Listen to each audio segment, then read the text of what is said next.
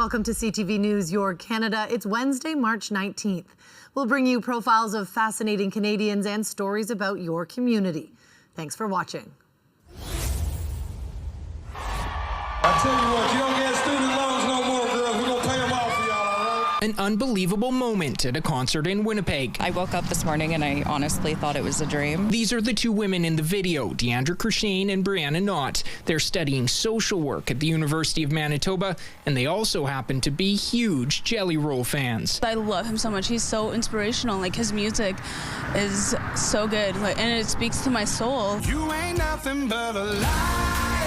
So when the Grammy-nominated country rap superstar announced he would be coming to the Canada Life Centre in Winnipeg, Deandra and Brianna knew they had to be there. But they didn't go empty-handed. They made these signs asking Jelly Roll for a big favor, and to their surprise, he took notice. These two young ladies have been standing here all night with a sign that says, Jelly Roll, we need a favor. We're honor roll students. Can you help with our student loans, pretty please? What happened next, quite literally, was life-changing. I tell you what, you don't get student loans no more, girls. We're going to pay them off for y'all, all right? Tens of thousands of dollars in student loans now gone. We obviously cried. We were hugging each other. Yeah. We dropped all of our belongings. Both are now looking forward to graduating and paying it forward. I want to give back to the community, so that's what it's all about. As long as you're doing your part, I'm paying for it. Deal? Now, this wasn't Jelly Roll's only act of kindness during his visit to Winnipeg. We're told he stopped here at the Manitoba Youth Correctional Centre to play basketball with some of the youth. The singer has been outspoken about his own struggles with addictions and cycles of incarceration, starting when he was just 14. Danton Unger, CTV News, Winnipeg. When most people go to the fridge, they look for things to fill their bellies. Barbara Salzberg-Matthews looks for things to fill her canvas. I was doing hyper-realistic acrylic painting of architectural buildings, and I found it was harder and harder. I don't know why my arm was getting weak, and my hands started to shake. And turned out I have Parkinson's disease. Depressed, she took a 2-year break from painting, but really got back into art when she realized she could use food, in particular, meat. This is a good shape. Oh, this might work for shading. Her carnivorous creations are modeled after political figures, ones that are known to make people a little salty. I call Donald Trump Deli Don. And I also did Putin. The thing that I liked about making Mad Vlad, I call him, is I put them on t-shirts and note cards and raised money for the people of Ukraine. And then I thought, this is the best use of that man's face.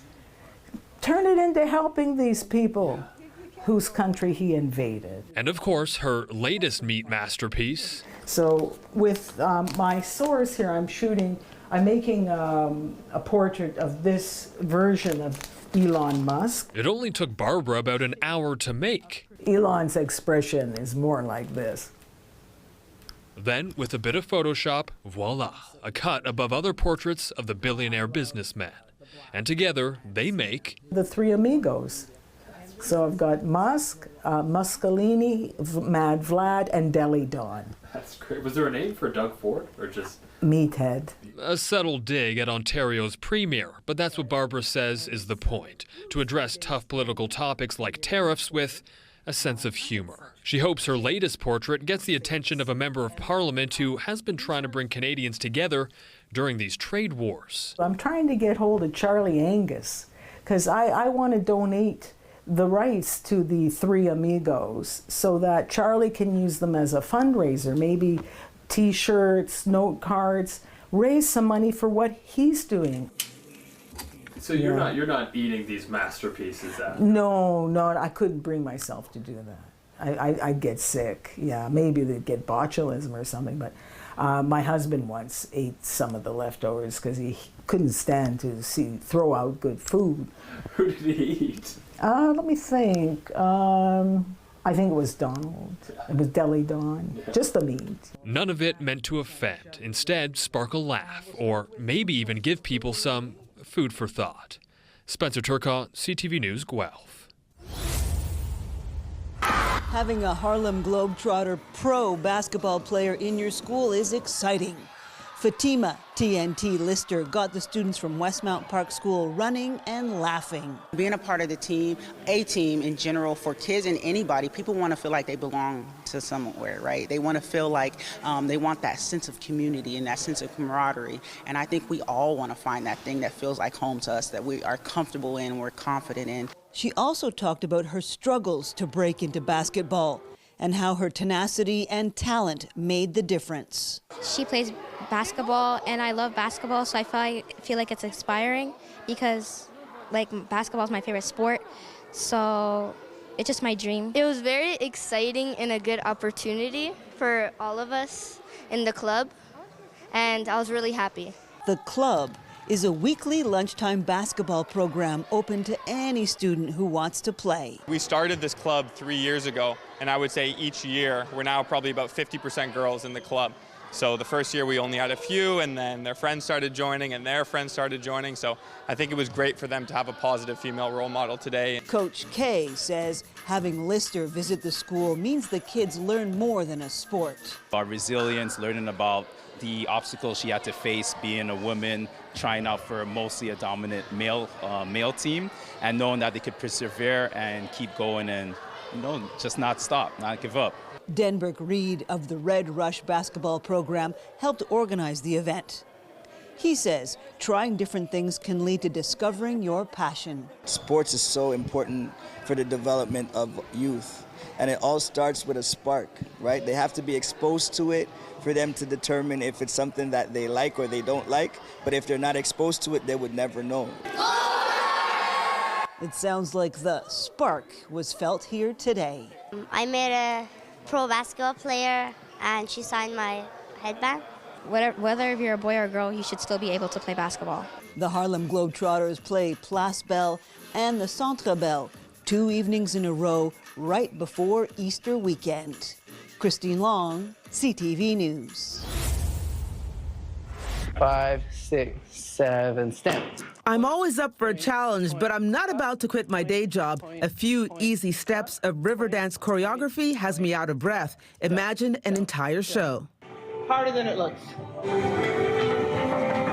It's nothing for Bolton's Tara Rochester. After her first Irish dance class at around 7 years old, she quickly fell in love with the genre. It was simply just an advertisement in the newspaper. My parents saw it. I thought this would be fun for a young, energetic kid to start, so signed me up, and I've been in it ever since. Years later, she saw a production of Riverdance in Toronto. I was about 10 years old, so my mom took my sister and I to see the show in Edinburgh Theatre, where the shows are actually going to be this entire week. From the start, though, I absolutely loved it. From child dancer to 3-time champion, then auditions led her to being a cast member of Riverdance. So I've been to Dubai, all around Europe, China, and most recently Taiwan. And now Toronto. Just after St. Patrick's Day, it's a great time for the show, which is celebrating 30 years to be here. In the show, there's contemporary. We have dervish dancers, American tap dancers. Again, Riverdance is about celebrating culture, not just Irish dancing. And I think it truly does that through the different art forms. The dancers kept busy offstage too, working for the town of Caledon. It is a hard balance. I absolutely love the dance, and I would love to do it as long as I can. But work is also very supportive of that, and they understand what the opportunity means to me and just the greater picture of life, and that you have to take these opportunities while you have them. So I'm very thankful to that. Riverdance is on stage now at the CAA Theatre at 651 Yonge Street until Sunday, March 23rd. Andrea Case, CTV News. In an effort to ensure no student misses out on their big night, this exclusive shop provides formal attire completely free of charge. It's a big milestone, and seeing the smiles is absolutely amazing. From elegant dresses and stylish suits to shoes, jewelry, and handbags, everything needed for a magical evening is donated by the community, and then starting March 29th is available at no cost. So they borrow them for the day, and then after their prom, they bring them back. They don't have to clean them or nothing. We take care of everything. But the support doesn't stop there. At the end of May, students will also be treated to a full makeover, complete with professional hair and makeup before a photo shoot, helping them look and feel their best before their big night. It almost makes you want to cry because you're helping so many youths going forward.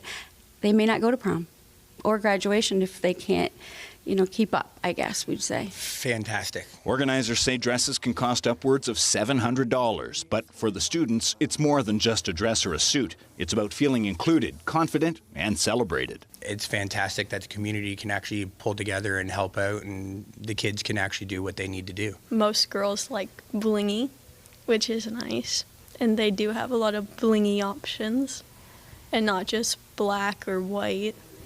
You can have other colors. When the Free Help CK Prom and Grad program began 7 years ago, 35 people benefited from it. Last year, when the initiative moved to include menswear, that number was up to about 460. Graduation from grade 8. It was nice. We went to Links of Kent across from McGregor, and it was nice. It's all Chatham-Kent, but we do even get people from Windsor and London. A program that's turning dreams into reality, one outfit at a time. I just love seeing the girls and guys all dressed up, and it's expensive. So for their parents, it's a break, and for us, you get to see them moving forward. In Chatham, Chris Campbell, CTV News. Khalil Carboni was happy to open his doors to his neighbors Saturday, but there was a caveat. So we asked them to all fast, which they did, and then they come and share their experiences with us. Carboni and his family observe the Muslim period of Ramadan. That means they don't eat or drink from sunrise to sunset. But for how long really depends. Our calendar is based on a lunar calendar, and Ramadan is either 29 days or 30 days. This year, they invited others to try fasting too, regardless of religion. Carboni sees it as a way for everyone to learn. It makes you mentally strong as well. If you can resist hunger, you can resist most things. In total, 25 non-Muslims joined in. Before the sun went down, they shared their experiences and reflected on what it all meant. It's such a thing that we take for granted, so just nice to kind of be able to cherish that more. I learned mostly about how Ramadan is about family, about cherishing what you have and being thankful. Eventually, it was time to break the fast, and not a moment too soon. I'm really hungry. I'm really hungry. It's very touching and very meaningful, why they do it, right? So I'm just very grateful that I was able to be a part of it today. A successful evening and a way for those here to reach across religion's lines and put themselves in someone else's shoes, which really is what Ramadan is all about. It's just very joyful for me to share this experience with others and just show the beauty of where we live, Canada, and how inclusive everyone is. Tim Brook, CTV News, Calgary. I mean, it just feels like a playoff game, right? I think for both teams. If you don't play well at this time of the year, the margin's so small, you're going to be on the wrong side of it. Ottawa currently holds the first wildcard spot in the Eastern Conference, up by 5 points on the New York Rangers. And the Sens have been great in March, winning 7 of their 8 games this month. But they'll face a Montreal team that is just as hot, with 7 wins in their last 10 and also chasing the second wildcard spot. Sens fans and local businesses excited about playoff possibilities. Signs are made, bells are up, jerseys are on. We're having a really great time watching them. I'm very proud. I never gave up on them. We're up to 6 wins in a row right now. Tonight it'll be the 7th. Really started giving her a pretty gritty team now. The taxis, the Ubers, just everybody's in a better mood. They just spend. That's the way it works, right? I mean, when your teams lose, you're not going out celebrating. Now, Ottawa last made the postseason back in 2017 when they came within 1 goal of reaching the Stanley Cup final. According to MoneyPuck.com, with 16 games left in the regular season, the Sens have a 97% chance of making the playoffs. There could also be that history tonight. Yusinitov deep in the zone. To the blue line. Yusinitov, another look. Crosses. Leroy! If Linus Ullmark gets the win against the Canadiens tonight, he'll have beaten all Original 6 teams over his last 6 consecutive starts. It was more than 50 years ago, back in 1971, that a goalie accomplished that feat in consecutive games against those teams. Now, an interesting tidbit, the Sens took the train to Montreal for tonight's game, a little bit of old-time hockey, riding the train. Puck drop is just after 7 o'clock tonight. You can watch on TSN 5 or listen on TSN 1200. Patricia? That train makes me think playoffs for sure. One of my favorite memories when the Sens and Habs met in the playoffs, taking my son, picking him up after school and saying, we're jumping on the train going to Montreal. All a lot of fun. three, right? Toronto, Montreal, Ottawa could potentially be in there this year. The standings are really close. The Sens have made they've caught up a lot on both the Tampa Bay Lightning and the Toronto Maple Leafs. Dare we say it? Could there possibly be a Battle of Ontario first round in the playoffs? Could be very interesting. Matt Scooby, thank you. Forget your average backyard burger. The one being made in this kitchen is bathed in luxury. We get a lot of extra crunch on it. Chef Sunpreet Singh from Asia Restaurant and Bar in Halifax is serving up an experience. Top-grade wagyu beef from New Brunswick will soon hit the menu. Super fatty, really rich, and obviously delicious. And it's coming just in time for Burger Bash. The Japanese katsu sandwich, which it's traditionally just like a really classic Japanese milk bread with wagyu. Making it takes precision, ensuring the meat isn't overcooked or over-seasoned. A balance in flavors which the chef enhances with caviar. You've got a lot of fat on the wagyu, and you've got like salinity and a little bit of acidity in the butteriness from the caviar. So you're really expecting is like a luxurious bite of like rich, creamy fattiness. And the finishing touch, 24-karat gold edible shavings. This is the epitome of luxury. It's like you got the caviar, which is sort of like an intermediate between luxury. Wagyu is pretty common at this point, but the moment you sort of add gold, it's like adding a cherry on top of the cake. The decadent culinary experience will set you back $125. So would you spend $125 on a Wagyu burger? No, I would rather spend $125 on a good massage for my back. When you say Wagyu burger, I'm thinking of this very high-end Japanese meat. So it's really, calling it a burger is a bit of a misnomer. So I wouldn't spend the money, but it's probably worth it to somebody. I'd rather not. One thing, I'm a vegetarian. And second thing, it's according to my wages, I think it's way out of my league right now. But the restaurant is optimistic, especially since all the ingredients are from the Maritimes, and $25 from each one served will go to Feed Nova Scotia. For people just like really shocked by it, but then we have a lot of people that actually know the price of Wagyu, so they actually are sort of like supporting us, being like that you guys are not actually making any money on this. It's a burger pushing boundaries with a bite of brilliance and a side of bling. But whether it's worth it, it's up to your taste buds and your wallet. Hafsa Arif, CTV News, Halifax. A rehabilitation program is looking for more volunteers so it can expand.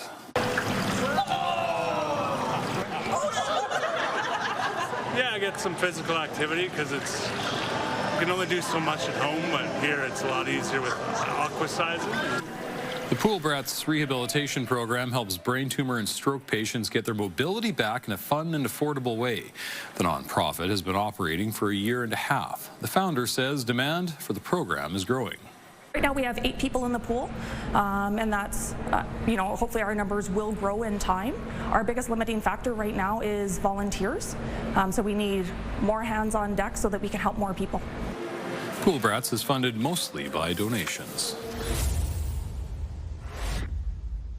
Of a child's life can set the stage for success later on, and screenings done by professionals can help parents know the areas their child may need improvement on. Since the creation of the Nurturing Algoma program, the district has seen the number of trained screeners go from 35 to 90. The program includes 7 child development agencies across the region that have all partnered to promote the benefits of the quick screening sessions with parents and their children. That could be a one-on-one with a trained screener. A family might pick up a screen at the early on and then make an appointment to come back and have it scored. A family could book an appointment here at Algoma Public Health, or they may just meet one-on-one with their provider that they're already involved with at Algoma Family Services or Thrive. Screenings can be done at places like the Thrive Development Center. Depending on the results, there are a number of agencies that can assist youth in meeting their full potential. Children can be referred to our infant and child development program for ongoing support and monitoring. The early-ons, we would be encouraging families to be accessing all the early-ons where they'll get social interaction with other children, opportunities to speak with other professionals, different programs through Algoma Public Health, their Healthy Babies program. During the month of April, the 7 agencies from across the region will be holding a screening blitz. Over that time, parents can allow the results of their questionnaires to be used in a national research study. Those results will help build a first-of-its-kind database on the development of children in Canada from infants to 6 years of age. We want to know how the kids in Algoma are doing. The data that we collect will help inform policies, will inform program development, and help us to advocate for funding for services for the North, for our communities, for our kids. More information on the Nurturing Algoma program and its associated partners can be found on the Algoma Public Health website. Corey Nordstrom, CTV News, Sault Ste. Marie.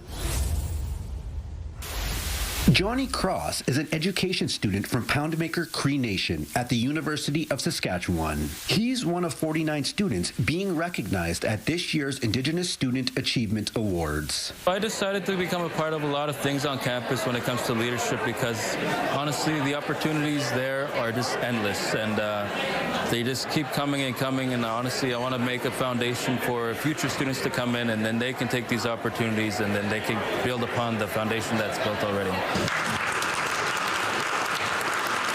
Students here not only recognized for their success in the classroom, but their contributions to their communities and the resiliency they have displayed during their academic journey.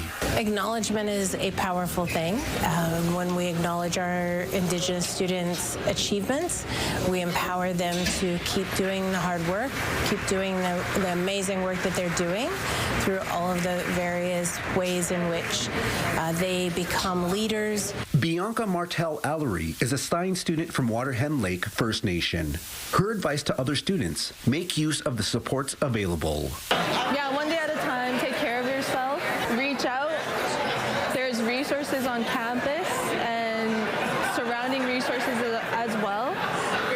And the people around me are really supportive, like the Gordon Oaks helped, the Student Wellness Center helped, Protective Services helped. There's always help somewhere. Each award, a celebration not only for the recipients, but for those who have watched and helped them in their educational pursuits.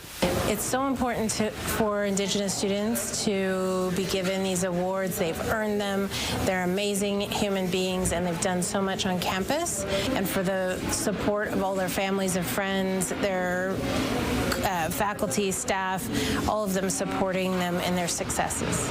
This year's award winners span across the university's colleges and faculties, with more than 2,000 Indigenous students currently studying at the university.